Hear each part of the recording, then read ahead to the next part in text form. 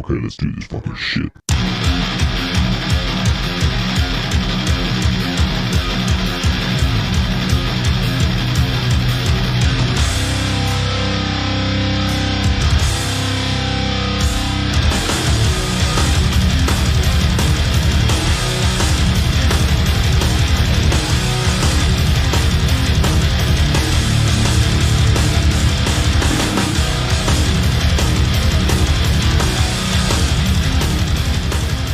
What's up, y'all? Welcome to another episode of Sitting Ringside. This is episode number 177. As always, I'm Robert Villa, and with me, my homies, David Rodriguez, Mark M. Miller, and Rudy Lara. How's it going, fellas? Not bad, not bad. Right on, guys. Well, before we get started, as always, I got to give our shout-outs to HKA USA. Go hit them up. Go to hkusa.com. Also, to Foxhound Fuel. Use our discount code in all caps, FBMMA. Get your awesome supplements from them. They show a lot of love to FightbookMMA and to Sitting Ringside. So go ahead and check them out. I believe you get 20% off all your purchases every single time you use the code FBMMA. Also to John Tyler, for all you fellas that want to get some badass underwear, also go to John Tyler's website. You can click the link or the logo, and it'll take you straight to his website. Use our discount code for another 20% off. Use FightBook in all caps as well. Also, shout out to our streaming partners. We have Flow Combat, Fight TV, ESPN Plus, The Zone, and MMA TV. And shout out to all our sponsors. I wish we had sponsors. Shout out to our partners, promotions that we are partnered with. I got to say that some different. Got to figure a way to say that a lot better. Partner promotions, just call it our pee-pee pals. Our pee-pee. That sounds good. Partner promotion. I'm not going to say pee-pee pals. Go check them out. We have XFN, One Championship, Combate Global, Fight World MMA, and everyone else that's under that list. Go check them out, please. All right, fellas, let's go ahead and start off with the MMA, boxing, grappling, Muay Thai category for all the upcoming events that are happening. We got 6 events that is worth mentioning, starting off with PFL 6 regular season. We also have LFA 161, Ryzen 43, Unified MMA 51, UFC on ABC 5, and Muay Thai League 7 Grand Slam. Also in the boxing, bare knuckle slap fighting category, we have BKFC 45 Hollywood on June 23rd. And the rest is going to be on the 24th, live on ESPN Plus in Germany. Slavos Bomer versus Felice McConley. Whoa. What did you say that name was? Slobber Boner? Slobber. I heard Slobber Boner. So did I. I heard Slobber Boner. Damn it, threw me off. Also in Tokyo, it's going to be a title fight. We have Joshua Franco versus Kazuto Ioka. They are fighting for Franco's WBA junior bantamweight title. Also live on Showtime, 2 title fights. Carlos Adames versus Julian Williams. They're fighting for Adames WBC interim middleweight title. The next title fight is Fernando Martinez versus Jade Bornea. They're fighting for Martinez's IBF junior bantamweight title. And lastly, live on the Zone in New York, we have Edgar Berlanga versus Jason Quigley. They are fighting for 10 rounds in the super middleweights. Man, I haven't heard that name in a long time. Jason Quigley. Quigley Down Under. Remember that movie, dude? Yeah, man. I haven't seen Jason fight in forever. But it's going to be live on the Zone in New York, so go check them out. And that's pretty much it, fellas. And David, what do we always say about these fights, man? If you're not watching every single second of every single round of every single fight, of every single event that Rob just mentioned, and watching fights from 10 years ago, tweeting, being hypercritical, doing everything. Not a real fight fan. Not a real fight fan, folks. You got to be doing the Fuck It Friday challenge. Don't think that we forgot just because we haven't mentioned it the past couple shows because we had some guests. So don't think we forgot. So if you didn't do the past 2 Fuck It Friday challenges, you're not a real fight fan. So don't just give it up, man. Take that hashtag out of your profile. It's stupid. No, you're just a casual. You're just a casual. You know, put hashtag casual because fortunately that's what you are. Not a real fight fan. So negative, man. You guys are so fucking always negative. Choose John Jones on UFC 4. Hey, bro. We can't just bust in John Jones talk like that. We have to have some. We have to have some substance. It's got no nutrients. Correct. It's got no nutrients. We'll get to John Jones later in the show, absolutely. But we had a couple cards happen last week. Pretty interesting fights, pretty high stake fights. Starting with Friday night's Bellator 297, Nemkov and Romero. If you don't watch every single fight on this card and the post slims live, you're not a real fight fan. Let's start by saying that. But we had a huge. We'll start with the co-main event, right? Like Sergio Pettis, man. Like, did you guys see the? I thought it was a photoshopped picture of Pitbull during the weight cut. Emmett talked about it last week. Like, his head was bigger than his body. Like, it seemed like a pretty rough cut, right? And Rob, the performance from Pitbull, I don't know, is Sergio just that much better coming off a year and 18 months off, right?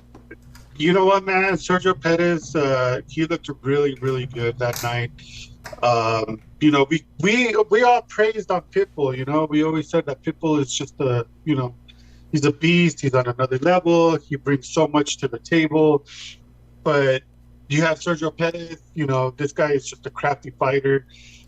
Overall, well-rounded fighter as well, and he showcased all his skills that night, and rightfully so. He is the new champ, and it is what it is, man. I mean, Pitbull just didn't. I don't know. It could have been either the weight cut, like you said. Emmett did point out that he looked like a freaking bobblehead. I don't think the weight cut had anything to do with it, bro. I just think it's what David alluded to. He's just that much better, bro. He's Jeff Pettis, bro. I'm not gonna take anything away from that motherfucker because he went in there and he threw down, bro.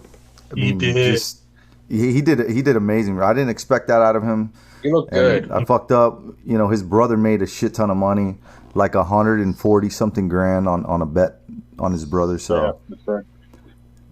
Yeah, just him coming off the layoff, like they always say. Even Dana White, everybody's going to mention that.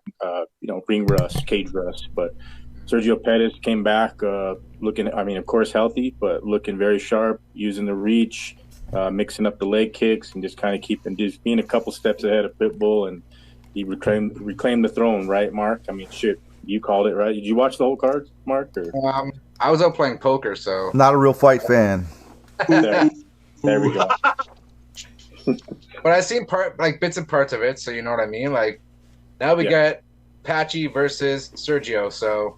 Yep. Oh man, that is going to be an explosive fight. Good fight. Paccio. Man, having Patchy Mix in there against Sergio, it's going to be a really, really, really good fight, man. I don't know. It's a lot of people always say certain fighters haven't fought a certain fighter, and but it's just you got two guys that are very skilled, know how to bring it, know how to fight.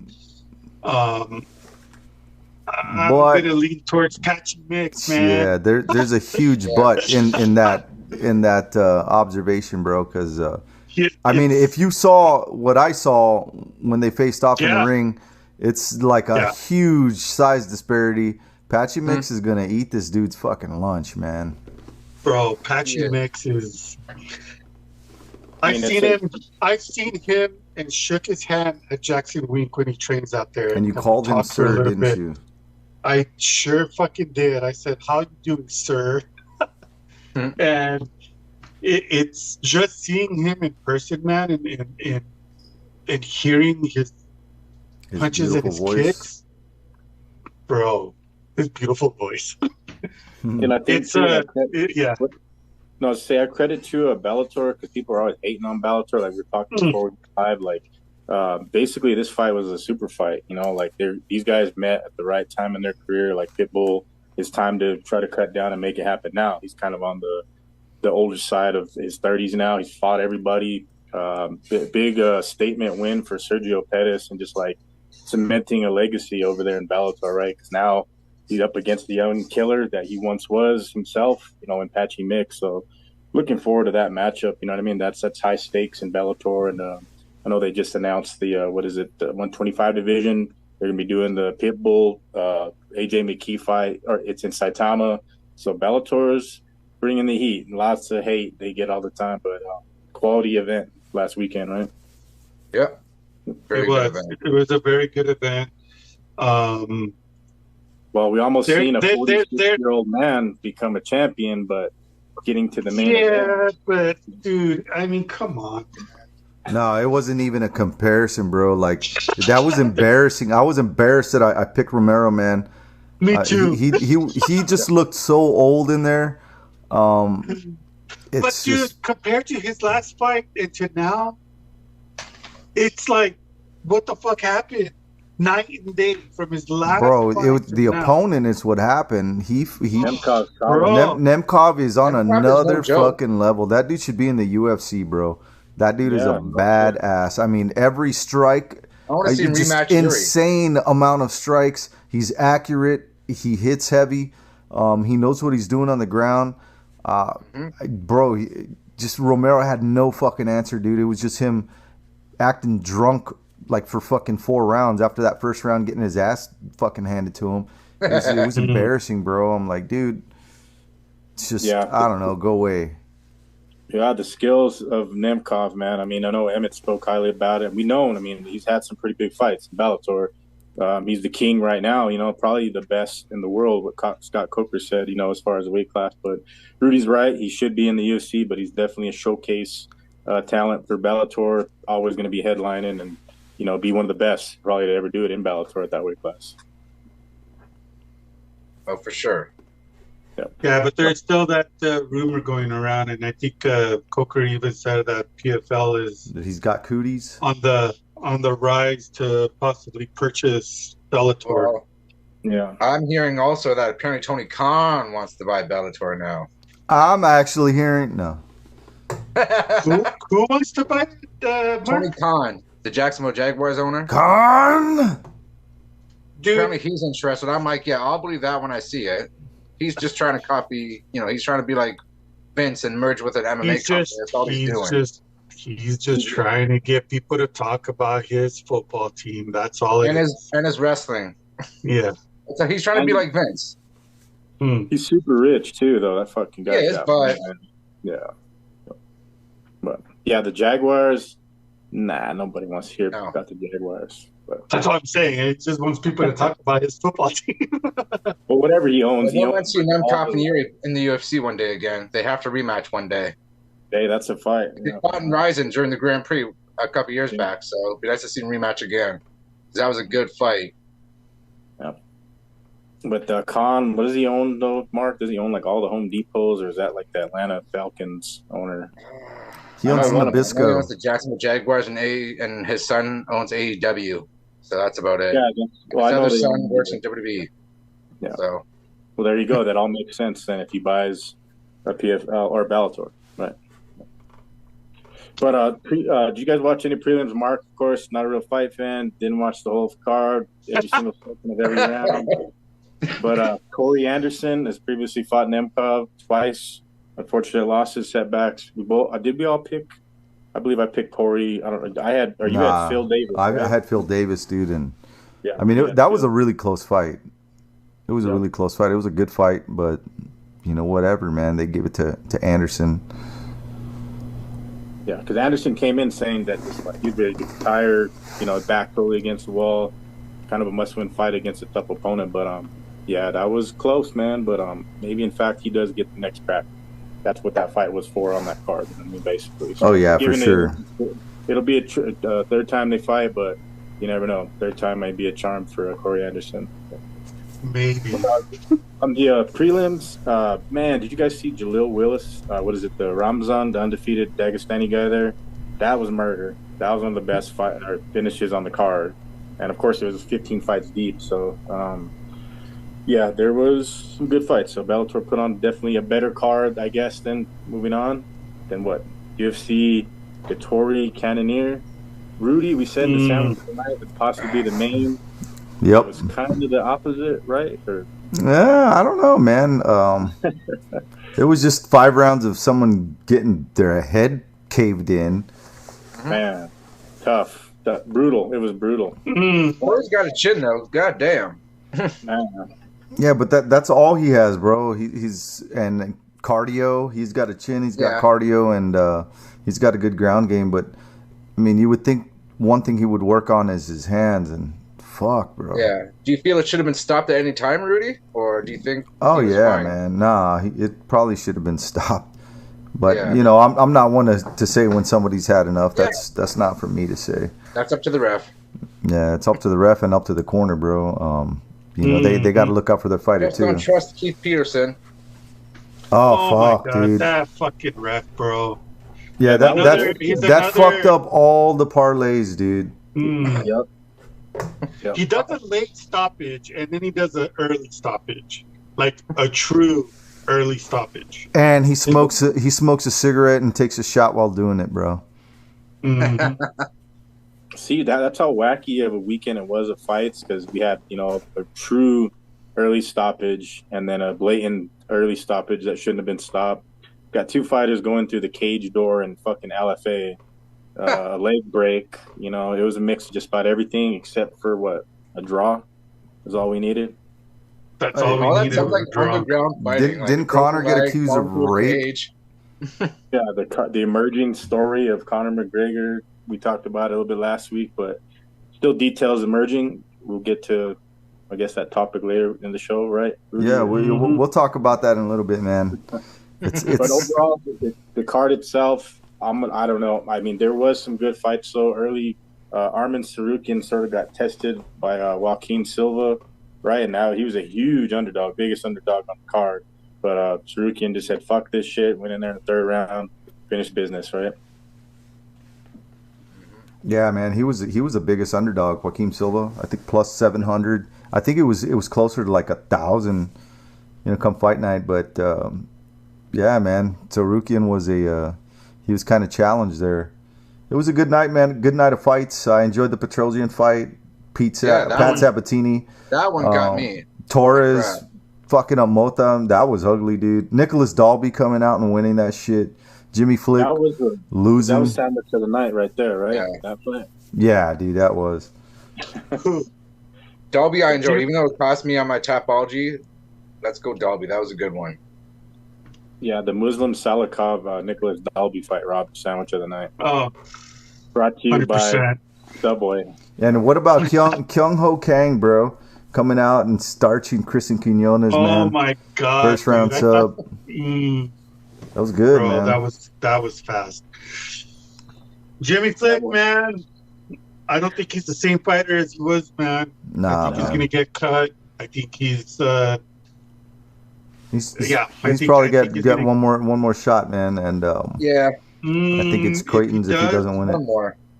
Yeah, if he does and he loses again, it's over. He needs to hang it up. I don't know, bro. I told you guys, you know, he just didn't seem like his heart was in it, you know. And I'm not talking shit. That's just an observation. No, you're totally right. Ever since he got the divorce, ever since that he, you know, got this new girl, it's just that's the sport so for 3 years. much. The 3 year, you know, difference is all the difference in his fighting, his mindset, everything changed up, and the game changes forever. It's forever changing. The fighters are getting better, younger age. Jimmy's always fought top dudes, and I mean, yeah, this opponent was a bad matchup in my opinion for Jimmy. Costa's an animal. Like he trains with what's his name? That guy Diego Lopez. He was in his corner. the guy who nearly took out what's his name, Rudy, your boy. Who? My boy. I don't remember, man. I don't want to remember that. Well, Diego Lopez, you should, yeah, if you remember him right, you tested your boy, man. But that's how he trains with. I mean, excellent BJJ. I thought the fight would probably be a lot more grappling, but game plan, man. Like, he was just chewing up Jimmy's lead leg. He was compromised 2 minutes into the fight. Yep. You know what I mean? Jimmy's like, he was able to stand in there and give a couple to him, but it just wasn't the fight style of fighting for Jimmy. It was a very bad matchup, in my opinion. And I don't know. Look, one more shot. I agree with Rudy. I think he gets another shot. I think Jimmy needs to realize that this is MMA and it's not a jiu-jitsu competition. It doesn't matter if you're good at it or not. You still need to have that ground game or the stand-up game. You need to learn how to strike and kick and block, defend, and not just try to take the fight to the ground all the time. Yeah, I mean, bro, you're talking like he's fucking, the Gracie dude that I forget his name already, bro. Kron Gracie. Yeah, Kron, bro. Oh God. Yeah, that was like one of the worst main card performances of the UFC for sure. Like, I don't know why it was on a main card.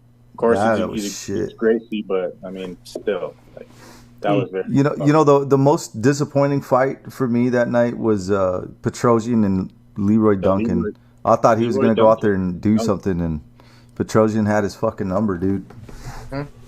Yeah, credit to Kylo Ren. He looked amazing. He used the Force, and he was a big underdog, right? Kylo Ren. Yeah, man.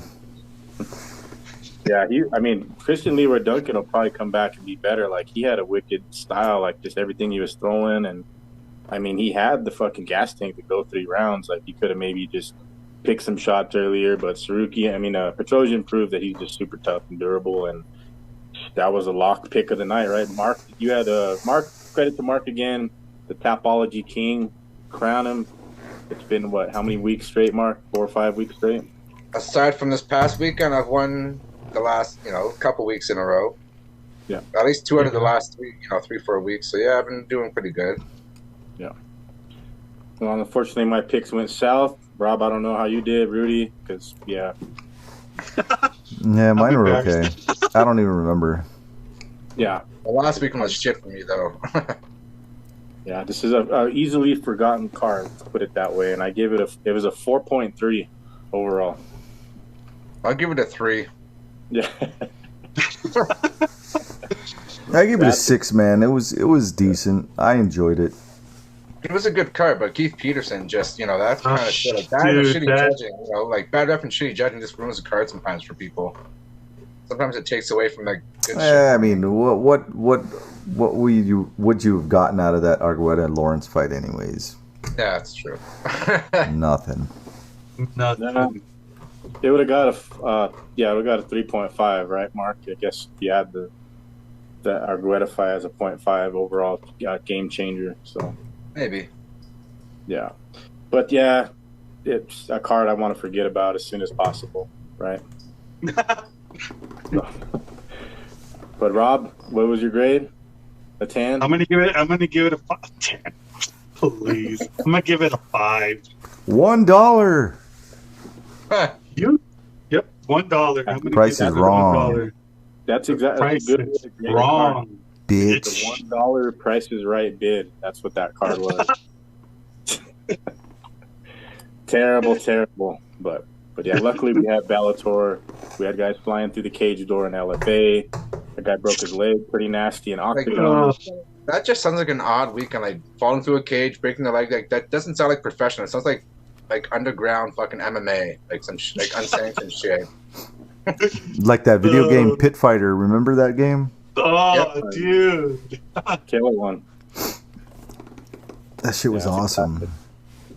And if you don't know about what that is, you're too young. No, you're just not a fight fan, bro, or a game fan. You're just not a fan at all of anything. Yeah, just unfriend all of us, alright? Yeah, dude. Just go away. I don't even want to talk to you. Just hit the like button, though, before you leave. Yeah. Don't forget to subscribe and like and comment. Yeah. Like, comment, and share, and subscribe. But yeah, if you didn't watch all the fights on Bellator 15 and 11 or 12 on UFC and LFA, PFL all last weekend, 100% not a real fight fan. So I don't care Not how a real bad fight that fan. card was. So, but we have a pretty good UFC card for the real hardcores. We'll get to that here in a little bit. Yeah, let's queue up the. Outside the Cage News. Wow. All right. Has it been the week that's been ever for Outside the Cage News? I think this one takes the cake. Number one. Oh my we might even God. have to do a full show on just Outside the Cage News with the shit that's going on. I mean, right? Yeah, fuck it. No more picks, no more odds. Straight Outside the Cage News, because it's forever, sometimes always more interesting than what's happening in the cage or the ring. But speaking of the cage or the ring, I don't know where it's going to happen. Elon Musk is ready to go, ladies and gentlemen. And who does he want other than the Zuck? The cuck, Mark Zuckerberg. Where the hell did we end up in this twilight zone of MMA and combat sports where, like, this is the biggest news in combat sports news? It's all Logan and Jake Paul's fault. It is, kind of. It really is. Yeah. It's their fault. It is, and Triller's fault. Yeah. The minute we've seen Tyron Woodley go face planting in the middle of a ring, nothing has been the same. No. Right. Or I guess Ben Askren getting. Ben Askren, yeah. He got starched first. Yeah, he's the scapegoat that, like, it caused everything, you know what I mean, for it to happen, and just curse combat sports or the world where anyone could just fight anybody, including Mark Zuckerberg and Elon Musk. But Rudy, what are the odds on the fight? I think Elon's the welcome back. We are back. Welcome back. Sorry. Technical difficulties. But that's how it goes when we go live. Yeah, and the minute we start talking about Elon Musk versus Mark Zuckerberg, gone. Boom. They don't like us, man. Pyramids. That's fucking pyramids right there. Just that alone happened. No pyramids. I'm not moving. Oh, shit. Well, we were talking. Yeah. No, I was gonna say, Rob, you said that you're blaming Jake Paul for everything happening now, where it's just like whoever. All we need is like Ariel Helwani versus fucking Brett Okamoto. Mark Zuckerberg. Jesus Christ.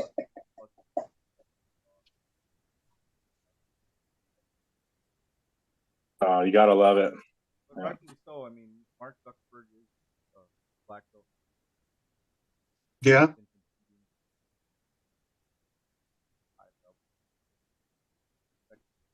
However, he's only 5'7".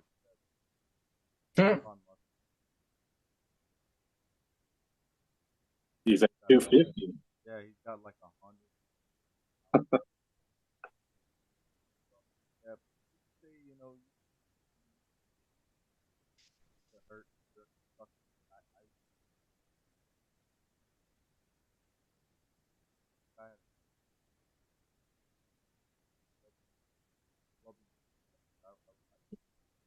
But likely Zuckerberg would win.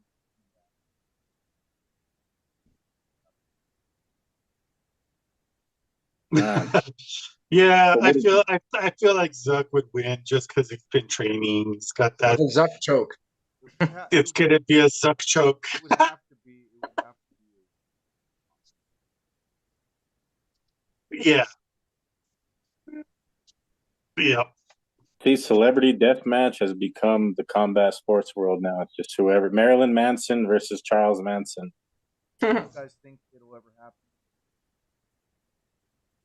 Well, on that note, Jorge Masvidal and none other than Sean Strickland have invited both to come train with them.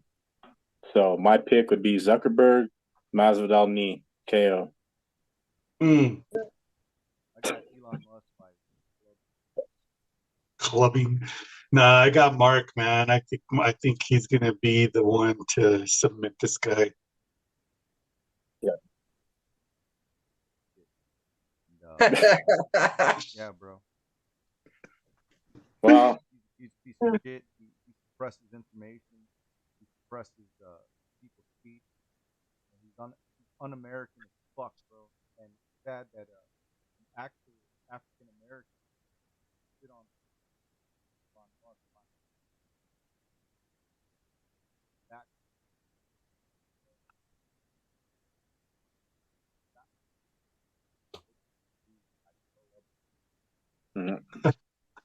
crazy things have happened, but dude. They call it fast. Transitioning to the next topic, we'll get to that one. That's going to be the biggest case, outside the case story for months and months until it happens, or whatever shit still occurs and has to be boxed. But I think your mic sounds different, David. I know Rudy, you said you don't believe fights happen until it happens, right? And I mean, what we've heard lately is with the kid in the gym, he got fucked up according to with the training partner. That's kind of pretty hardcore to say coming out of the DS camp, stuff like that. Like he could be a fucking spy for Jake Paul, right? Robert. Could be. Your mic sounds a little weird, David.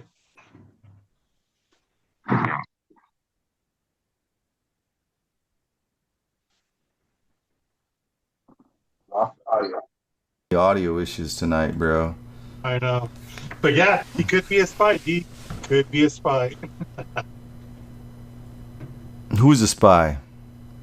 Everybody's a spy. Mark Zuckerberg is a spy. Mark Zuckerberg is a spy from some other fucking planet, bro. That dude's not human. Yeah, there's something to that. Yeah. Yep. He's an alien, bro. I think he's an alien, bro. 100% taken over. He looks like one. He's reptilian. Have you seen that video when he was lying to Congress under oath, and you could see the slits of his eyes? It's like, oh shit, bro. Yeah. He reminds me of that. Have y'all remember seeing that movie V? Yeah. He looks like one of those reptilian. He looks like one of those guys. Yeah, bro. From that movie V. Creepy. Cowboy Stadium, Musk and Zuck, the fight we all wanted. We're gonna get it, dude. It has to be that. It has to be Nate Diaz versus Conor McGregor 3. Dude, that would just and John Jones versus Tyson Fury, bro. Imagine that would be like trillions of dollars made. Dude. Or Jones and Ngannou. Either way, I'm cool with Jones. We could raise enough money to just solve world hunger, and just everybody's a millionaire after that. Dude, if you just combine Zuck and Elon, they could help. They got money. True. But why would they put in their own fucking money for a fight, bro? Because they don't have nothing else better to do with their money. You know what? They could hit up a slap series. That could be the main event of like the biggest slap series. Yeah, you know what? We could do that. I will. I'm calling somebody out right now. Power slap. Me versus Bill Gates. I will slap the living shit out of you, bro. Bring them on. It'll be three of the richest people on the planet in one night. Holy shit, bro! It was print like a black hole would just collapse on itself. And, the universe would be done. I'm gonna fire up that fucking CERN particle accelerator for the third fucking time on that night. Right. And I'm gonna send Bill Gates to another dimension. You always said Mark. We need Mark to get training for slap series. I was telling him he could walk out with the fucking cane mask and who would he? What weight class would you be at, Mark? Heavyweight. Featherweight. Heavyweight. Featherweight, bro. It's no longer super heavyweight. It's now heavyweight. But Mark featherweight. If Mark's gonna come out like Kane, it has to be vintage Kane. Yeah, and I want to see him come out to fighting featherweights. That way he slaps him across the room. He's gotta have his voice box here. I am Kane. And you need to be dressed as Paul Bearer, bro. No. Oh my god. And have Too Sako classic. on one hand. Oh, that'd be awesome. That's too classic. Yeah. But yeah, the Slap Series, they want the biggest, baddest fights and the baddest, richest people in the world. Rudy just gave you the rundown of the fight card. Make it happen. Make it fucking happen, I'm gonna text JT Tilly right now and say, book Elon Musk Yeah. and Mark Zuckerberg into Slap Series, either to his promotion, Slap Fight Championship, or to Power Slap. Bro, Either one. dude, if they went on Power Slap, I mean, that at least that's a fair advantage. You know what I'm saying? But you know what? Yeah, and Zuck's friends with Dana White, so Yeah, I mean that's But a it lot has to more. be That's a one of lot those- more fair than an MMA match, dude. You know, you put up a guy who's never fought against somebody who's been training. It's not even a comparison, you know. But in Power Slap, now Yeah. we're talking, bro. I think Elon takes his fucking lunch, bro. No, I on the think second thought about the venue. Remember last time, didn't Zuckerberg like rent out the Apex? So if they fought, it would be like an empty Cowboy Stadium, and it'd just be them too. Probably. You know, bro, imagine the acoustics hearing that fucking slap in the Oh, it'd Cowboy be- Stadium. yeah, no, they would. No, in The actual best whatever. ringtone ever. You hear like Right? that's what Oh, you would you- hear out of Mark. Ah, stop. They put the if they decide to go so full. good. If they decide to go full MMA fight, though, they could also just like bring their fucking Kumite ramp in the middle and just like let them go at it too, right? Oh, dude. I say we do like the American Gladiator, bro. Bring that show back and have them compete. That'd be fucking cool, bro. Oh, dude. Have Gina Carano back. Mm. Oh, that version, yeah. Yes. Yes. Look at all Well- these great ideas. Look at these fucking great ideas, bro. That's what they need to do, man. They need to bring back American Gladiators. They need to bring back the show Cops. I remember watching that shit all the time. It was hilarious, dude. Dude, Cops was my jam. We would watch that show after America's Funniest Home Videos. So many you see how stupid people are, bro. Like obvious ridiculous shit. Like, hey, did you just throw that brick through the window? No, officer. Like, I got you on camera. I just saw you. Then why did you ask? And then they start running. Fucking crazy ass. The Albuquerque episodes were the best. Yeah, dude, Yeah, I was dude. just gonna say the best ones Live are from, PD was from good at Albuquerque. Yeah. I mean, they do have like newer shows that do sort of the same thing, but like there's Well, too Live much. PD was a new show like that, but they got shut down real quick. Oh, there's way too many fucked up random people just doing like the weirdest shit ever nowadays. Like it'd be incredible if they were to just like have Albuquerque again, or even fuck anywhere. You know what I mean? Nowadays, it doesn't matter where it's at. Bring back Cops. Bring back American Gladiators. And what's another good show they could bring back? Fucking Fear Factor, dude. Oh yeah, With Joe Rogan. With Joe Rogan Dude, again. Fear Factor. Oh, they should have Bass Rutten on it at the new host. That would be cool too. But I'd like Joe Rogan, man. Yeah. Or George St. Pierre needs to do his own UFO show as far as things the way they're playing out now. Oh yeah, Bro. dude. Podcast for sure. yeah. But that's for another show. We were talking about a fight that may not happen. That you never know. It's fucking Twilight Zone. But a fight that we know we're not going to see. We've seen them actually face off last week. Johnny Boy Jones and Francis Ngannou face to face at PFL. Man, like, what do you guys take on that? Was Jones a little bit tipping on foes a little bit? Thing? Jones was tipsy as hell, it looked like. I seemed What? like he was a little tipsy. Bro, Jones was cornering somebody. He can't be tipsy. What are you talking about? He was He just cornering. looked tipsy He to was me. he was cornering a fighter, Cornered dog. someone? That Yeah. ain't gonna stop him. That's John motherfucking Jones. Nah, Didn't stop he him. wasn't tipsy, bro. He's that dude just got. Bro, that was all fucking staged, man. He was just trying to get out of there, and they put this fucking scrub in front of him. I don't know, man. Ngannou, I've never been impressed with Ngannou. I've always said it.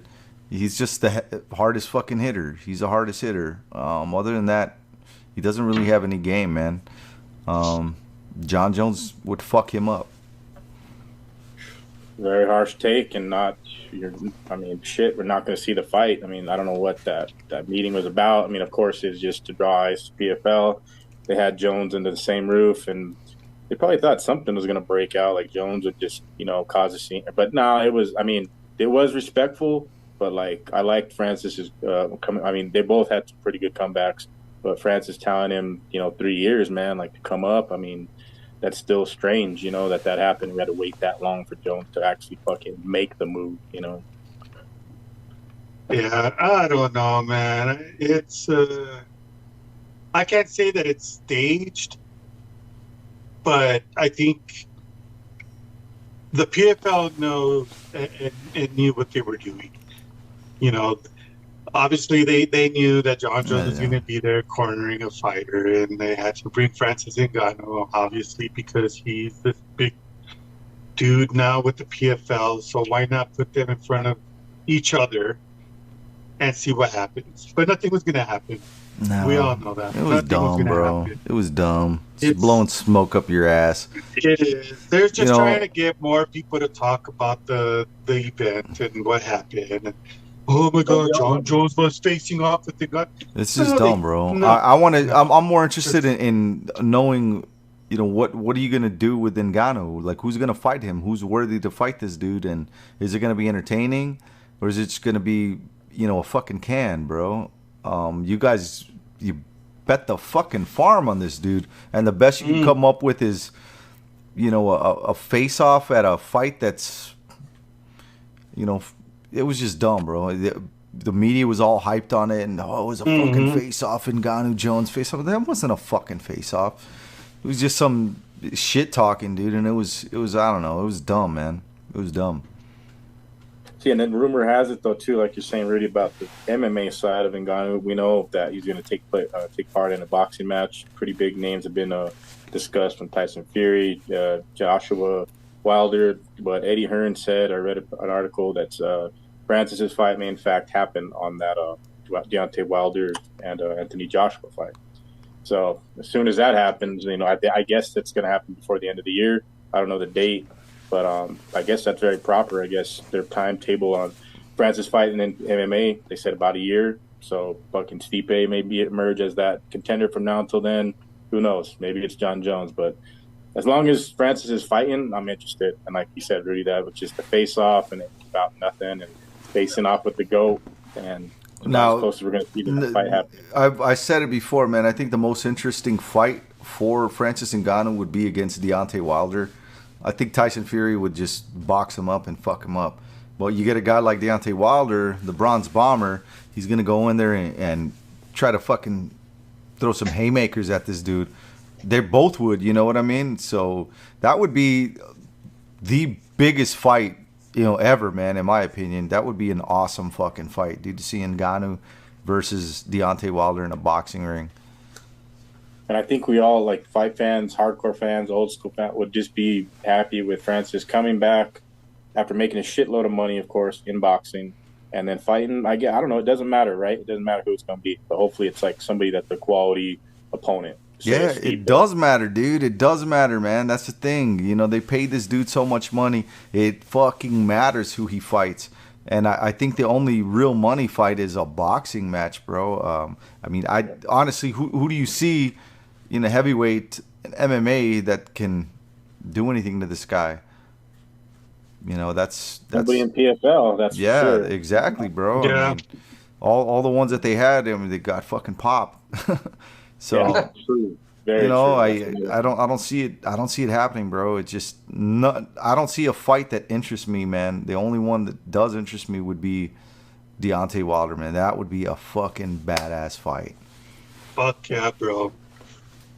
Well, from a guy we definitely want to see fight, of course, Francis Ngannou, to a guy we thought was done fighting, and he retires after a week. What the hell? Silva is back, ladies and gentlemen. That was a quick ass retirement. Back from what though? The dead. I mean, this guy, like, seriously, there's obviously something wrong with you in No, there's here, nothing wrong with him, bro. I mean, you got to remember, I've said it countless times on the show that these guys, this is how they feed their families, man. So who is Yeah, it for anybody to say, that honestly, man, that should be a discussion his coaches should have with him. You know what I'm saying? If they really care about him, and even I don't know, dude. You can't just stop somebody from making money, man. No, but there's other ways to do it, And then there's be and out then of the fight game. And then there, the responsibility falls on the commissions too that are sanctioning these fights with these fighters that have been KO'd fucking 11, 12 times in a row. You would think that they would protect the fighters, but they want to sell the fights and make money. I don't know, man. It's sad all around, bro. I mean, I don't want to see him fight anymore, but I'm not gonna say, hey, you can't feed your fucking family, bro. That's not my decision to make. Yeah, I mean, who does he? I mean, his opponent. I didn't even know he was fucking fighting until Rob said that he lost and retired, and then here we are. He's back and wants a rematch. But I guess that leaves the option open for him and Tyler King to fight in the Dana White Slap Series eventually. Oh my God! Let's get that fight set up too. Brian, if you're listening, JT, let's get Tyler King and Bigfoot Silva in the fucking Slap Series. Do There it. you go. Yeah. But yeah, it's kind of amazing though. That's just it's sad, like Rudy said, but still, that's all the guy knows how to do is fight. Mm-hmm. And I mean, geez, 12 KOs in a row is not going to stop you. I mean, I think there's worse record there's fighters out there that have had a bit. And you say there's other things to do. I mean, what do you want to do? Work at Walmart, bro? You imagine that guy being a greeter? Welcome to Walmart. Welcome Walmart. Like, you can barely understand what that dude says, dude. Wasn't Greg Hardy working at Walmart, or is that some fake skit that they did? It really was. He was working. You know what's funny, dude, was Tai Tuivasa. He's like a Domino's delivery driver, bro. Oh yeah, that's right. He does deliver pizzas in like Perth or something. You know? Yeah, imagine getting fucking Tai Tuivasa delivering your pizza. That'd be the coolest shit ever, bro. You could imagine John Jones delivering your pizza or Connor. Oh no, hell no, man. I ain't eating that. Have some extra toppings if you catch my drift. No, I'm not eating it, bro. I'll tell you what I'm doing. I'm covering that shit in gold and framing it on my wall. That's very necessary, very, very necessary. Yeah. It's John Jones, bro. Right. He saves people with hot dog water. Well, Bigfoot Silva, he's back, better than ever, and it's Better than ever? But a fighter who's not better than ever and looking pretty, I don't know, non-horse meat-ish. Alistair Overeem. Have you seen the latest photos of that man? Like, what has happened? It looks like when he fought Chuck. He looks small as hell. I think he looks sick. Rudy, I don't know if you have a picture of him. No, I have a picture of him that I can post up here, but he looks very. I wonder what his weight is. well, right I mean, now. after his last K1 win, they took it away from him because he got popped with steroids, like, again. So, oh, in glory, yeah. So he's got to stay clean, man, if he wants to fight again and make money for his family. He's probably going to continue to get fucked up, if he's not on the juice. Yeah, he sort of has to take it. Like, that's kind of like the Undertaker. He had to have roids for breakfast in the end, right, Mark? I'm not gonna say anything like that because I don't know. You know the Undertaker eat roids. No, that was Brock Lesnar. No, the room is looking like a 55er, so it's pretty crazy. So I don't know what's happened. Sort of like the Gordon Ryan deal, you know what I mean? With the shit like that, Vitor. Yeah, that's what happens, bro. These guys juice up and they get big. They can't stay big forever. Yeah. Not like me. Yeah, not like Just Rob. El Natural, El Jefe. But Oh, did you guys see also there's a fucking they started cloning Kamzats too. There's a second Kamzat. What is the fights Oh my in Bellator? god. Or what promotion does he fight in? The I just second, seen, the second Kamsa, isn't that in Brave? I'm not too sure. I just seen it and I know they started cloning Kamzat, so that's where he's been. Yeah, it's a Brave. Let me see here. I think I posted an article on that. So yeah, eventually every fighter is just gonna be a Kamzat. That's it. And they're gonna breed them for like war and just whatever. You know? It doesn't matter. Yeah, I'll never forget him saying that. I kill you. I kill all of you. Like, whoa, shit, bro. Do you have a bomb strapped on you? Like, what the fuck? That's some scary shit, dude. That was like the first time I really seen him, and I was just like, bro, that's kind of creepy, dude. That was creepy. And then he just, and then he got annoying. Yeah, and we haven't. That's the thing too. Well, on the topic, like, when do we even see Kamzat, man? Like, I heard, what was the fight that's supposed to happen? The Kamaru Usman fight, right? I mean, he could fight Costa. I think Paulo Costa's got a fight book. I forget who he's fighting. There's a crazy, wicked matchup with Sean Strickland that could happen. Because I mean, the last time we seen Kamzat, he laid waste to Kevin Holland in like 2 minutes, right? That's his last fight. He was supposed to fucking fight Nate Diaz, but he might have killed Nate that night. Yeah, I'm kind of glad that didn't happen. I'm Sure. glad it went down the way it did. It was Nate and Ferguson, wasn't it? Yep.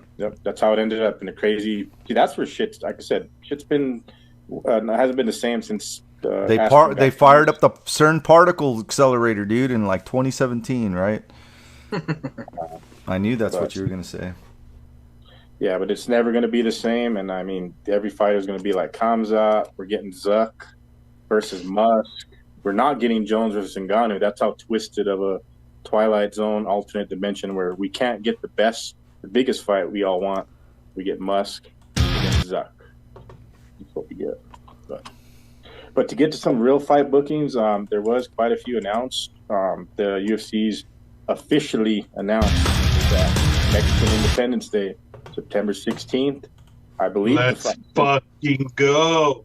I'm pretty sure it's in Vegas. I don't know where they're going to hold. I mean, they really do need to consider Mexico, but I don't know how that's. It's in Vegas. It's not. They're not sure if it's going to be a fight night or a pay-per-view event. There's only three fights booked so far on that card. If it's the one that I'm thinking that you're going to say.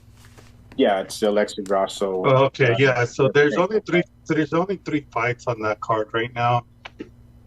They're not sure what it's going to be yet because they're just barely now putting in that card together. Well, I'll tell you one person they need to put on that card. John Jones. Fernando Padilla. Oh, hell yeah. Him too. Fuck yeah, bro. And I guess if Yair just starches out Volkanovski, then they could put him on there too, right? Why not? Yeah. That's a big if, David. That's a big if. Yeah. When he starches. Oh man, that's a huge fight. I love that fight. When he does and defends and becomes the true champion. Well, if it's quick work, it'd be only right to get him in there on a quick turnaround against maybe the guy that wins the main event this Saturday, which we'll get to in a bit and do our picks, predictions. But continuing with fight bookings, recent as today, we were talking about Diego Lopez. He's fighting Gavin Tucker, and Diego Lopez, if you don't remember him, he's the guy that nearly took out Rudy's boy, Movsar Evloev, many different times, and that was probably his toughest fight of his career. But Diego Lopez, Gavin Tucker, that's a dope featherweight match, and it's taking place at the Nashville, August 5th. UFC Fight Night in Nashville, going back to Tennessee. But there's also, what's the other one I wanted to mention too? Rob Font, Song Yadong, UFC 292. Super necessary. Rob Font fights on the East Coast and in Boston. I'm pretty sure there's going to be a Tyler King sighting that night somewhere. UFC 292 in Boston, August 19th. They added the number 8 Font against Song Yadong Song. A very necessary fight, right? Let's see. Cejudo versus Chito at Boston. That's another one that's added to that card, and it's super necessary too because, yeah, they got Henry wants to get back in there, right?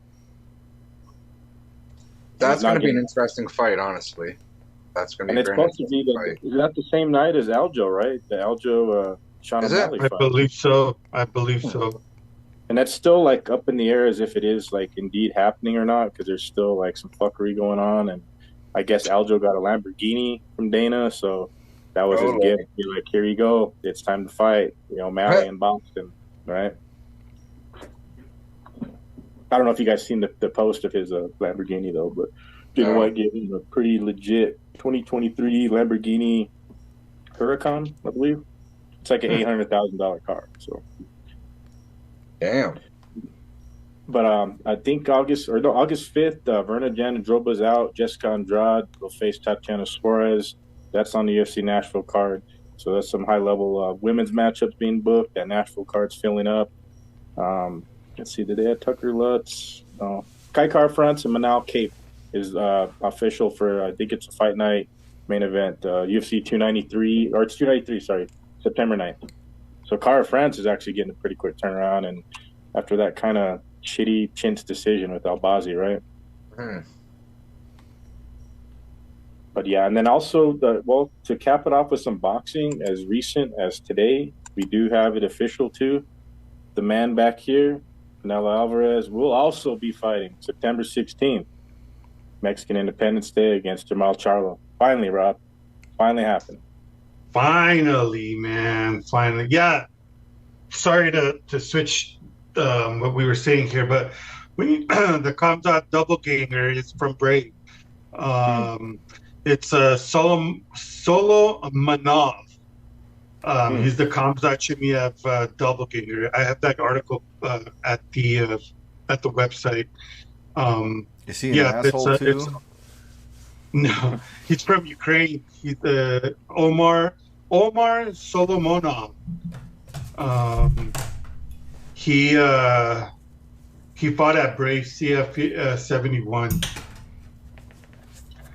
So sorry, I just wanted to look at that and let you know that every fighter is going to be like that guy. Like they're all just going to look like Chimaev, like I said, and that guy is a Chimaev like clone for sure. Mm-hmm. But the Canelo fight, man, I can't wait.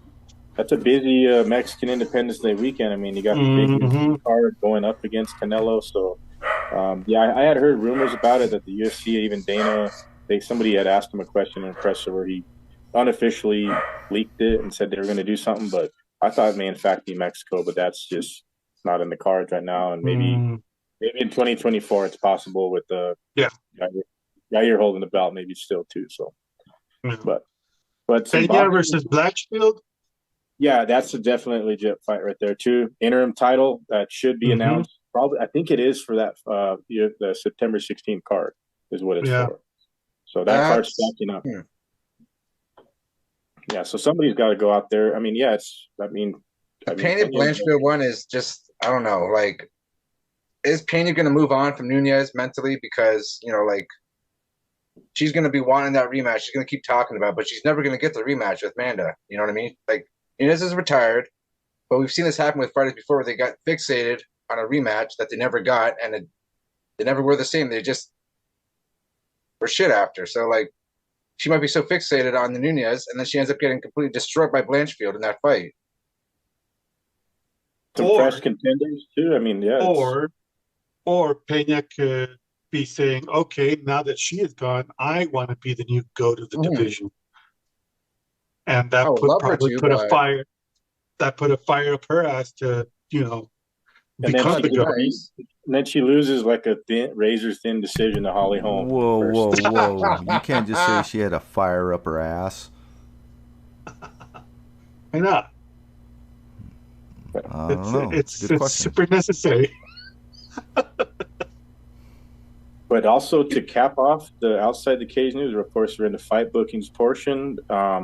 We talked about it. We said it would happen. I said it's going to happen. It's happening. Floyd Mayweather Jr. and John Gotti, October, the rematch. Are you serious? Yes, indeed. I got Gotti, bro. Gotti. I have Gotti. It was I the will most Exhibition or never not? pick it. I will never pick against Gotti. What? no, Never. but it was the most Googled thing in the world. Apparently, was that bullshit that happened with them. So If it's exhibition, Floyd wins again. If it's under, like under his pro record, it's going to be a draw. Bro, Mayweather is never gonna fight for under his pro record. Never It's again. all pure exhibition bouts from here on out until he can't move. Yeah. So it's either he's going to win or he's going to draw, depending on who he And fights. if he wants to continue fighting when he can't move, it's going to be a thumb war. and that still won't be on his pro record. It won't be on his pro record. It'll still be an exhibition bout. Exhibition slap fighting and There you go. scrum fighting before it's Yep. all said and done. Yep, I agree. But that ends the outside the cage news. Fight bookings. The UFC is booked out till September, October now. We have a lot of fights that don't matter, like John Gotti and Floyd Mayweather, Zuck and Musk. Like, who knew that shit was going to erupt in the news? Connor's not fighting Chandler. Here we are. We're just out here making up history as we go along, right? Especially on this show. So. But we have UFC on ABC, returning ABC. It's number 5. The UFC going back to Jacksonville. Isn't that where they were during COVID, right? This is where Tony Ferguson's soul got taken, right? Yep. It was Gaethje and Ferguson with no crowd, which is still creepy, by the way. When those events were going on, those were just too weird. But that's for another show. But we have 14 MMA bouts, starting with the fight poster. Rudy Lara. Bro. It looks something like we've seen something like this before. I like it. It's not too bad. I like it, man. I do. I freaking dig it. Yeah, I don't mind it. I mean, shoot, it's a 6 or 7. I gave it 7. Yeah, this was creative, man. I like I like that it just has the fighters, and it's black and white, but like their tattoos kind of stand out with the color. And yeah, man, I mean, it pops, bro. It's not the best and it's not the worst, but it's definitely 100 times better than the shit that they've been doling out recently. So I'm gonna give this one an 8. So same here, man. Giving it an 8. I'll agree. Mark, do you think Shahid Khan will be in attendance for this show? Shaka Khan? Possibly, yeah. But they didn't do the Jacksonville Jaguars colors, which I'm disappointed on. They've been a 10. They use a little bit on there. They have a little bit of Jacksonville colors in there. Miami Dolphins, what it is. There you go. Shaka Khan. Yeah. There you go. But yeah, we have 14 fights. We can go through all of them. Or Rudy, where do you want to start? Or I know you're not going to be pulling we got 15 minutes. We could do them. We'll do them. Let's just do the first one. Cody Brundage, Sadiq Dumas. I got Brundage. I got Brundage. Short notice, and Sadiq. I don't trust either of these guys to win or lose. I'm going to pick it wrong. I'm going to go for Cody Brundage. I mean, every time I picked him, I think at Tapology, I've missed all of his fights, but I'm going to pick him here. Next one, Tatsuro Taira, Clayton Rodriguez. I'm going Tatsuro. Tataro, bro. Big Japanese prospect. And he's gonna submit this fool in the second round, man. Yeah, Rodriguez is he's a legit fighter. That's a fight of the night, possibly early, right there with the early finish or something. But Taira is a prospect for Japanese fighters, and he's ranked number 16, so he's climbing that ladder to the top at 25. So some new contenders, we need them. And we got Jamal Emmers versus Jack Jenkins. Jamal Emmers is a minus 200 favorite, plus 170 underdog for Jack Jenkins. I'm going to go with the underdog here, bro.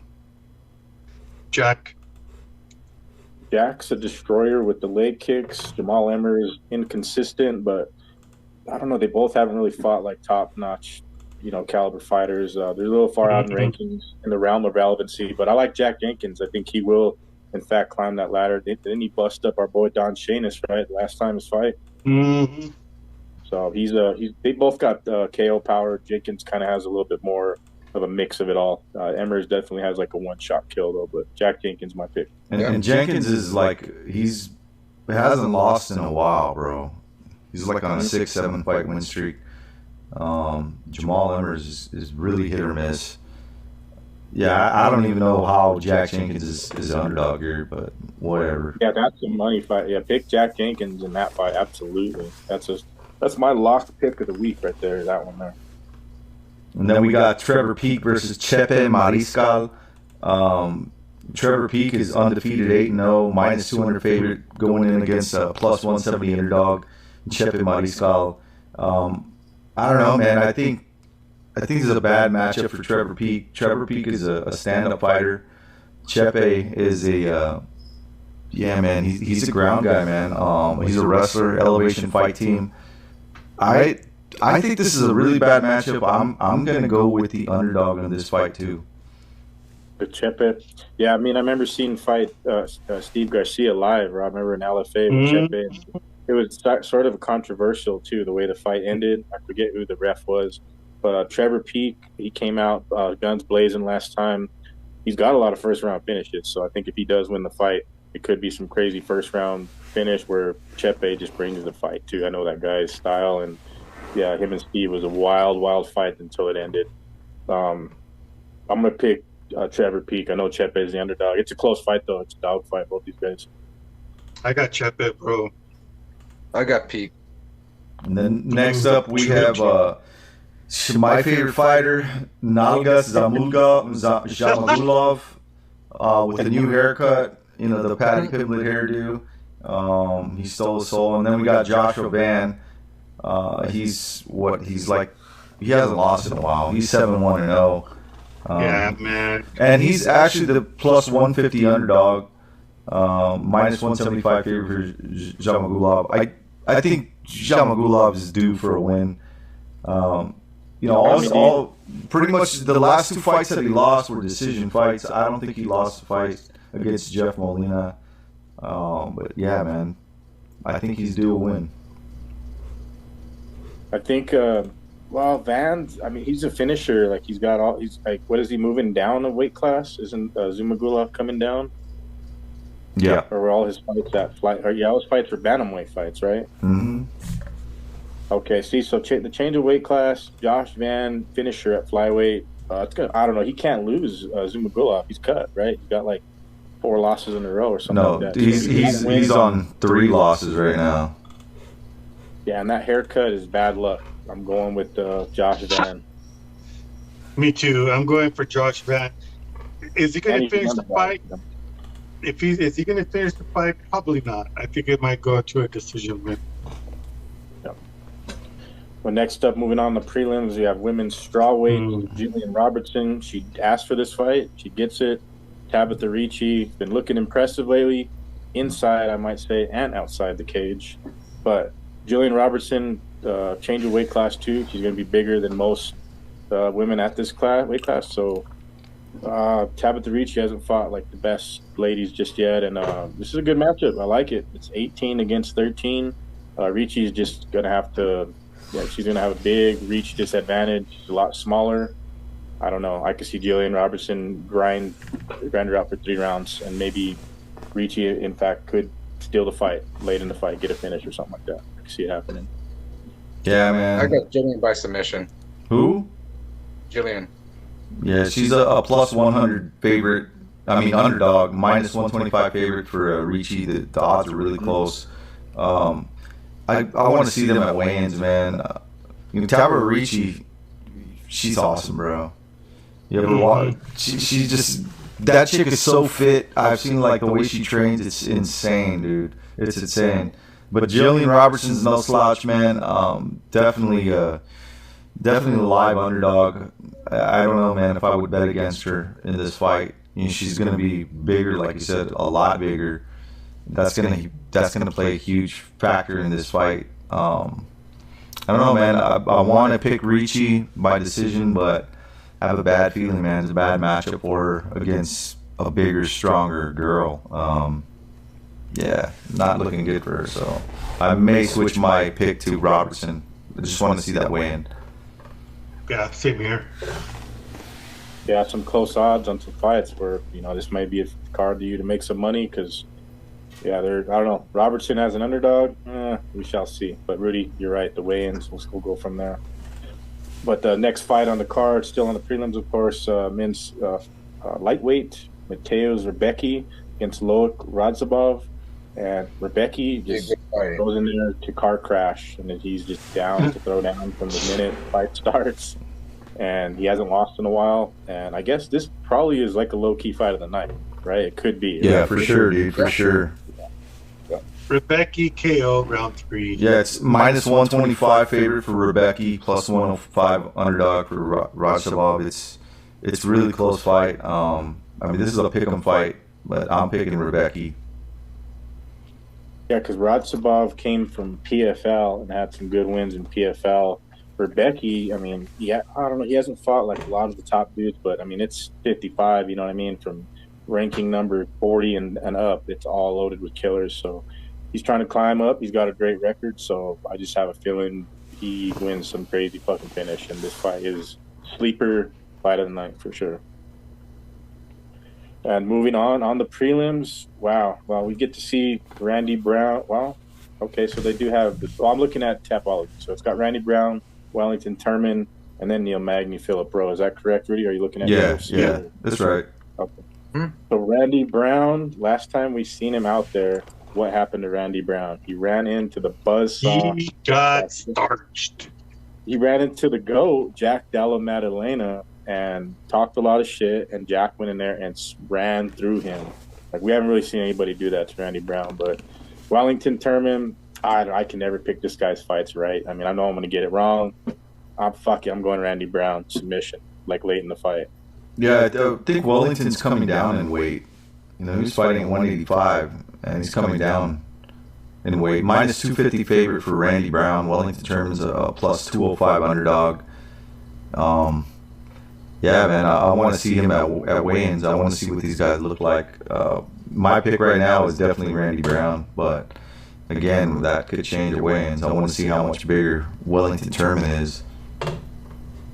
Right now, my decision is Turman, and it's going to be by decision, but I'm waiting for tomorrow morning.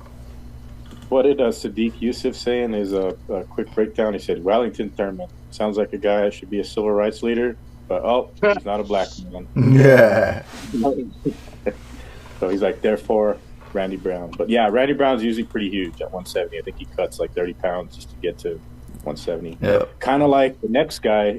Both these guys cut a lot of weight. They're both pretty huge. Magny's fighting like his younger self here against Philip Rowe, right? Because Philip Rowe's fucking dangerous, man. Like, Neil Magny is the winningest welterweight of all time, right? Yeah, I think. Yeah. I mean, you don't get that record. He didn't get that record by fighting anybody that's a slouch. He's been around for a long time too. He's fought all the killers. He's trying to deny an up-and-coming killer, basically what this fight is. But I like Philip Rowe, man. I have a feeling he could pull it out as long as he has the cardio. Same here, Magny always got the cardio. You know what I mean? So it's a fight where he can make a big statement by getting a win over Magny. I'm going to pick Philip Rowe. Yeah, minus 150 favorite for Magny, plus 120 underdog for Philip Rowe. I'm going with the underdog, Philip Rowe. I mean, this dude's just riding a 3-fight win streak off of some killers: Ryan Cosey, Jason Witt, Nico Price, all finishes. Neil Magny, his last one was a darts choke against Daniel Rodriguez, and before that, about a year ago, against Max Griffin, a split decision, and Jeff Neal be a decision. So he usually wins fights by decision. I don't see this fight going to decision. Philip Rowe's got some fucking hands, bro. Yeah, and Neil Magny's win, the record is like it's one of those win, loss, win, loss, win, loss, win, loss. It's like, I don't know. He's a Gicta. That's what you call a Gicta. Yeah, he's the number one Gicta of all time. But yeah, Philip Rowe, that fight that he had that last time with Nico Price, I think he got hurt early. Was able to storm back. So if he's got the cardio, he definitely will need it. But Neil Magny will fuck up your parlay and your picks. So may in fact want to pick Neil Magny, but I'm going Rowe. And moving on to the main card, this is official first fight on the main card. Brendan Allen, Bruno Silva, I guess starting this main card out proper. Both action fighters. Brendan Allen goes for the kill. Bruno Silva, who was his last fight, Rudy? Was it against what's his face? Against Brad Tavares. knocked Brad Tavares out in the first round, so that's impressive. But Brendan Allen's another Gikta, and I can't pick this guy's fights right to save my life as well. But I'm pretty sure what Allen should be the favorite, right, Rudy? Yeah, he's a slight favorite, minus 165 favorite, plus 140 underdog for Bruno Silva. Right. Brendan's riding a 4-fight win streak. Bruno. And all by finishes. Yeah, man. I'm thinking Brandon Allen. Yeah, I think By Brendan submission, Allen's round gonna two. Allen submit. by submission. Yep. Same here. I'm gonna go Silva, KO, first round. I think that's the only way he gets it done, by knocking this fool out. Because I can't. Brandon Allen's when he's hot, but like Tommy D would say, he's due, but he might be due for a loss on this side, you know. So yeah, but Brandon Allen's dangerous on the ground. He gets the fight to the ground, it's probably over. But next fight doesn't make a whole lot of sense. Like where it's placed on the card. I know David Onama had that war with Nate Landwehr. He's been on a layoff since then and very proper. Took a lot of damage. Gabe Santos. Where did Gabe Santos fight before? LFA. Okay, he's the champ. He was the champ. Yeah, and then he fought Lerone Murphy and lost via split decision. A close fight, very close fight with Murphy. Yeah. What are the odds? Because I think I have Santos locked in on Tapology, but it's a close fight. He's David a Onama's minus 240 favorite, dude. Gabriel Santos against David Onama, plus 190 underdog. Yeah, Gabriel Santos by decision, bro. I'm going with Onama, dude. I think Onama's gonna put this kid out. He will look for like that finish early too. Onama's gonna look for that big finish early, but I feel like Santos is gonna be technical and just control him for the whole fight. Yeah, coming off the layoff too, but yeah, that's I don't know. The rankings is very strange. This fight got booked, but yeah, David Onama.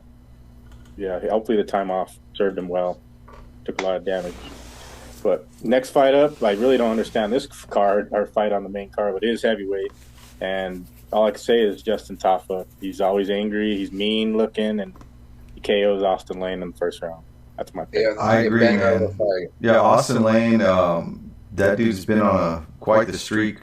But, yeah, man, he's going to go in there and try to stand and bang with Tafa, man. Crazy thing is, he's 6'6". Justin Tafa's 6 foot. This is going to be a huge, size advantage for Austin Lane. But, with that advantage, I think he's going to come in with a little inexperience and try to rush this dude. And that's a bad thing to do with fucking Justin Tafa, man. He's going to go in there and just, he's going to club him, dude. Lights out and club his ass. Austin Lane's got nearly all of his victories in his entire career first round KOs. So let's put that out there.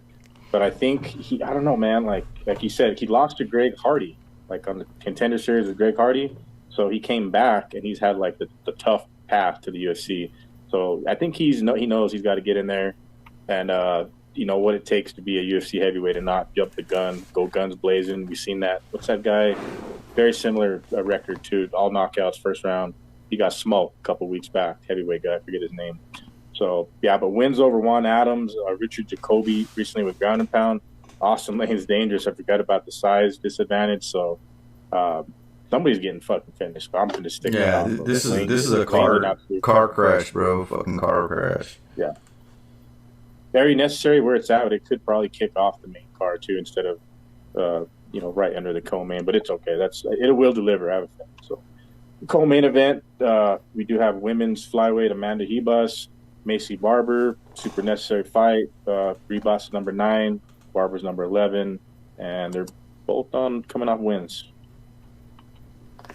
Yeah, the plus minus 175 favorite for Amanda Ribas, plus 145 underdog for Macy Barber. I don't see how, bro. I mean, Macy Barber's been on a win streak, 4-fight win streak.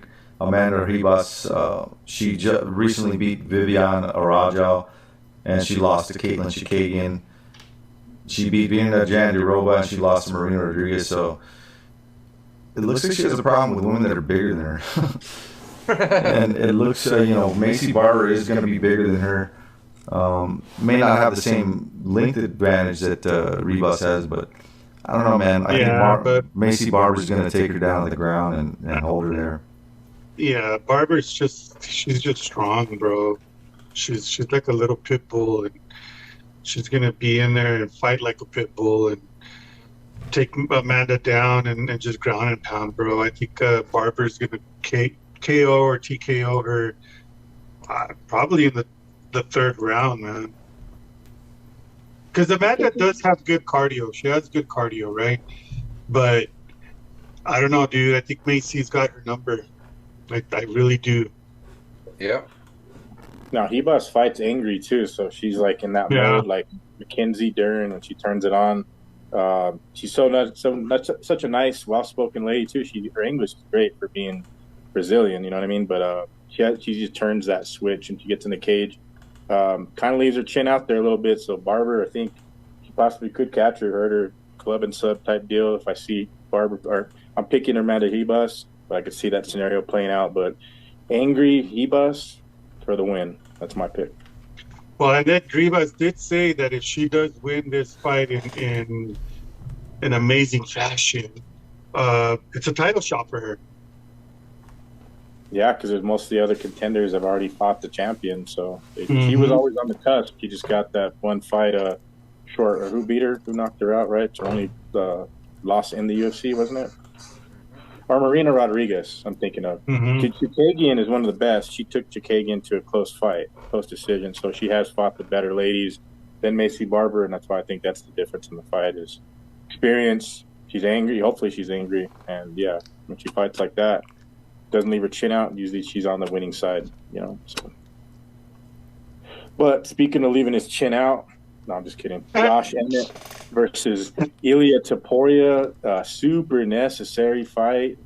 Josh Emmett wanted to get back on the horse, and he's never been thrown a bone by the UFC. He's always fighting killers, and he's fighting the up-and-coming undefeated killer in himself, Ilia Topuria.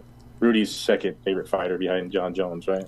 Yeah, bro. I mean, I'm high on this kid, bro. 13-0, minus 335 favorite. Plus 250 underdog for Josh Emmett. Josh Emmett's no slouch, but yeah, man, I don't think there's a lot of fighters that got anything on Ilia Topuria, man. I think this dude's he's gonna run through Emmett and make it look easy.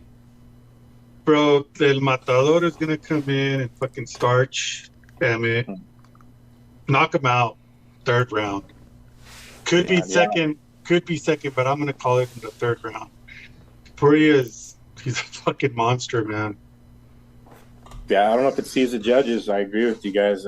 Josh Emmett, though, like he's a little bit older in age. Like he has some crazy statistics, too, just in the UFC. Like he's almost never really taken down. I think when Yair took him down, that was like the only time he's ever spent on his back. And Topuria, I think, will probably mix it up. Topuria can hold his own on the feet. And he's just like, I know he's on the come up. He's very well-rounded. You know what I mean? Like, he does indeed fight. If he remember what he did to Ryan Hall? Everyone thought Ryan Hall was just going to fucking take his lunch, and he fucked him up. He kicked him off anytime he tried to go for a takedown. Yep. Seeing like the only Ryan Hall is like another fucking Gracie dude. Oh, yeah. God. He's bad. No. He's white Gracie. But I guess like to springboard Topuria to the title talks, this is the fight that he needed, and apparently, you know, Josh Emmett's just the man. You know, you got to get through it. Yeah, I think he's pretty sour on the loss to Yair. I heard some pre-fight interviews with him that he wants to bounce back and make a statement, and shit, even in a guy that's Topuria that's right there. Eventually, they were going to fight, but this might be the best time to fight him, but at the same time, the worst because Topuria is at his best. And if he does, in fact, get that Volkanovski fight later down the road, he may, in fact, catch Volk at the right time, too, because Topuria is way ahead of the game and one of the top guys. Will be one of the top guys at 145 for a while. My pick is Ilia Topuria, submission, third round. Mark. Well, I ain't telling you yet because I don't know who I'm picking. I'm close. I'm somewhat leaning towards Emmett, but because he's got a chin, he's got heart, but Topuria is a dangerous motherfucker. You know what I mean? Minus 350 favorite for Topuria right now, plus 275 underdog for Emmett. Man. I only pick Emmett just to throw some money on just for shits and giggles, but Topuria is probably going to go in there and It's not going to be pretty. It's going to take a little bit, though. It's not going to happen quick. It's going to take at least third round, fourth round, probably. Emmett's got a chin. He can take a punch. He can take some hits. So, that first round is everything in this fight, though, for sure. I don't, judges not needed. Hopefully not, but very high stakes going down in Jacksonville. So, Topuria, it's proper. He's the favorite. The odds makers know what's going on with this killer, and he's hungry, man. He's already in talks to fighting the Yairs, the Volkanovskis of the world. So, hopefully he's not overlooking Josh Emmett, because Josh is a straight animal too. So, coming off, possibly being the title and having the ball in his court, with Volkanovski, that fight, I don't know how that fight would have been, but Josh Emmett's a little bit older, man. The young gun, Topuria, takes care of business in Jacksonville, right? And don't forget, this card is going to start super early. Early. How super early? Like breakfast early. Like breakfast, like 9:30 in the morning for me. Yeah. So 12:30. Wait, prelims or main card? Prelims. So it's going to start at lunchtime for me. Jesus Christ. So that's all right. Pack your lunch now there, Mark. It's fight time, baby, on Saturday. Then I got PFL and Unified tomorrow. Romero's about to get the biggest win of his career against Obe Messier. And my house, Guthbro, is about to bring that belt home. Yeah, and the PFL, is it a regular start time for them tomorrow? I believe so, yeah. Yeah. Okay, so there's going to be some good fights on the Unified card tomorrow night. Some good fighters on there. Vlad, Clayton, Cody, and Poulter are some good fighters from down here, and they're going to put on a great show for the fans. You guys watch it, and you'll enjoy their fights. Trust me. If you don't, you know what that is. You're not a real fight fan. Yeah, you got to be. The hits just keep on coming, and you better be ready, day or night. You know what I mean? 24 hours a day, 7 days a week, watching fights from 10 years ago, 20 years ago, whatever it takes. Well, we're coming up on the 30th anniversary, right? The UFC, when we get the Yair Volkanovski, we'll be talking about that here in a couple weeks. So it's right there around the corner, boys. That's why it's very proper we get the number one contender produced out of this fight here. Because Volkanovski, do you guys think he retires? Not retired, but gives up the belt at 45, moves up, right? Probably. Yeah.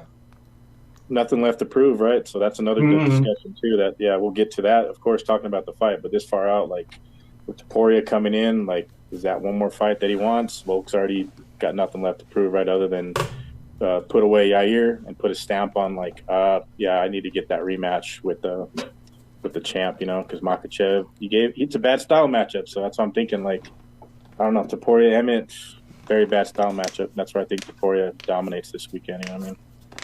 Yep. All right. Well, guys, time has caught up to us, as always. Awesome show. Obviously, we had some technical difficulties, but it's all freaking good. We'll get all the audio put together and upload it at our platforms that we are on. So I'm starting to upload them again. And now that I'm able to download them, because for the longest time I wasn't able to download shit. So, so we're back on Pandora, iHeart, Spotify, all the platforms, Premier Streaming Network. We're on them as well. So go check us out. If you missed the live stream, you can hear the audio. So, but thanks to everybody that supports us. And David, you know what to do, man. Yes, sir. Another one in the books, boys. Episode number 177. Like Rob said, for all our previous episodes, go wherever you get your podcasts, or go search Sitting Ringside, FightbookMMA. If you want all the latest combat sports news around the world, around the clock, go to FightbookMMA.com. Hit us up on social media. Hit us up here in the chat. Check us out. Another one in the books, boys, Thursday night. For myself, Dave Rodriguez, Rudy Lara, producer at hand, Mark Amby Miller up north, and Roberto Villa, the boss. We are Sitting Ringside. Enjoy the fights this weekend. We out. Awesome shit, fellas. Awesome shit. All right, guys. Fucking tired. Dude, bro. Yeah.